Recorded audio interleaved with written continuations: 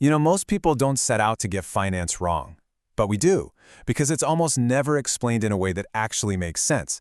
It's either a bunch of technical jargon, or it's boiled down to these simple, kind of moralistic rules about saving your money. Neither one really helps us get a grip on how it shapes our lives. So okay, let's try to build a better way of thinking about it right from the ground up.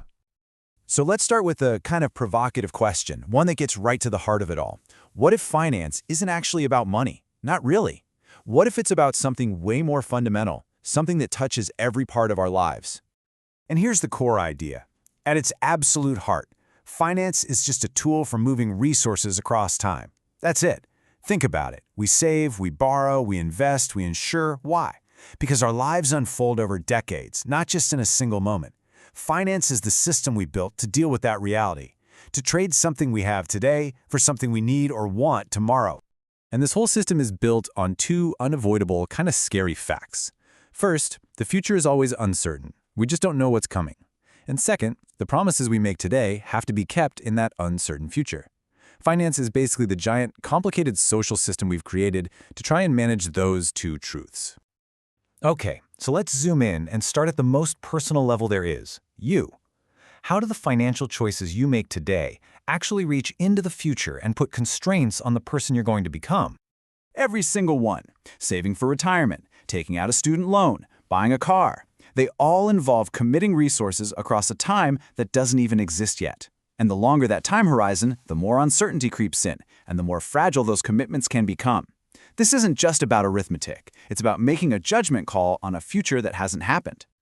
Right, and the weight of these choices changes as we get older. When you're young, you might be committing income you haven't even started earning yet. Then, in midlife, maybe you buy a home, and suddenly that's this one huge concentrated promise that ties up your money, your job, and even where you live for decades. And later on, living a long life is fantastic, but it's also a massive financial uncertainty. And this is a moment I think so many of us recognize. If you've ever had a debt that felt totally manageable when you took it on, but now it feels like this crushing weight, it's probably not because you did the math wrong. It's because the world changed. Time just didn't unfold the way you or really anyone could have possibly predicted. So if we're all out here making these big, long-term promises, how does the whole thing not just fall apart? Well, let's zoom out from just you, the individual, and look at the social system that makes it possible for millions of total strangers to make these kinds of commitments to each other.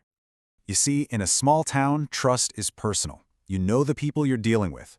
But that kind of trust just doesn't scale to a global economy. The only reason modern finance works is because we built these huge institutions, these impersonal systems with rules and procedures that let us trust a promise without having to personally know the person who's making it.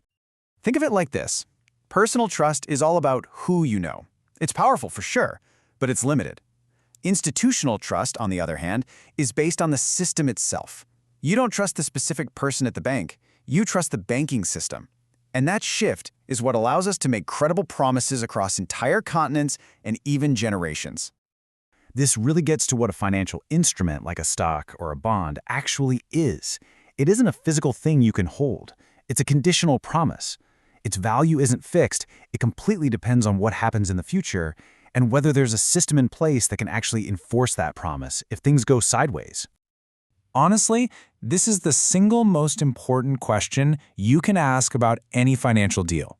Forget the returns, forget the fees for a second, and just ask this. What hidden assumptions about the world need to hold up, and for how many years, for this promise to be worth anything at all?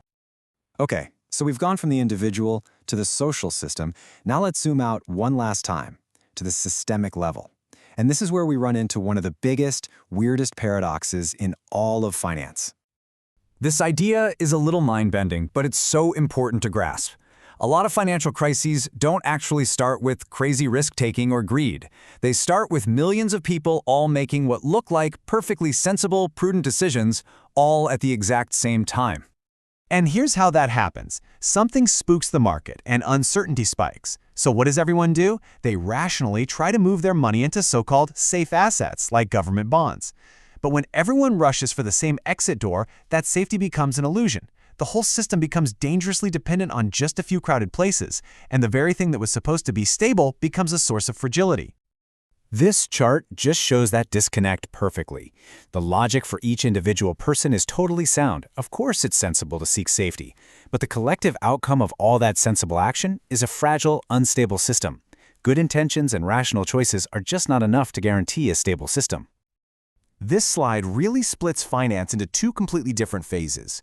In normal times, when all the promises are being made, the system is mostly governed by incentives. But when the system breaks and those promises start to fail, incentives don't really matter anymore. What matters then is power. Because when a crisis really hits, there isn't enough money or assets to go around. Losses have to be handed out. And the question of who eats those losses isn't a technical one, it's political. The answer gets decided by institutions, by governments, by authority, not by some neutral formula in a spreadsheet. So, after all of that, from our own personal lives all the way up to the entire global system, what's the big takeaway? How are we supposed to act knowing what we know now? First thing is, we have to let go of the illusion that we can master or control this stuff. Nobody can control the future. The goal isn't to find some perfect strategy that gets rid of all the risk. The real goal, the more mature goal, is to exercise good judgment and take responsibility for our choices, knowing full well we can't control the final outcome. So in practice, this new mindset looks like this. It's about being really clear on what you can control and what you can't. It's accepting that uncertainty is just part of the deal. You can't wish it away. It's valuing flexibility, having options as one of your most important assets. And this is the big one. It's recognizing that even if you don't have control, you still have responsibility. And this is really the golden thread that runs through this entire explainer. Finance isn't a tool for mastering the future. It's a set of tools for navigating a future that will always be uncertain. Expecting it to do anything more than that is what leads to really predictable, painful mistakes. So, we'll end by turning this question back to you. Understanding all these principles doesn't let us off the hook. It actually clarifies our responsibility. It helps us see our commitments, our risks, and our options with clearer eyes. So, knowing that you can't control the whole system, what responsibility do you have to exercise your own judgment within it?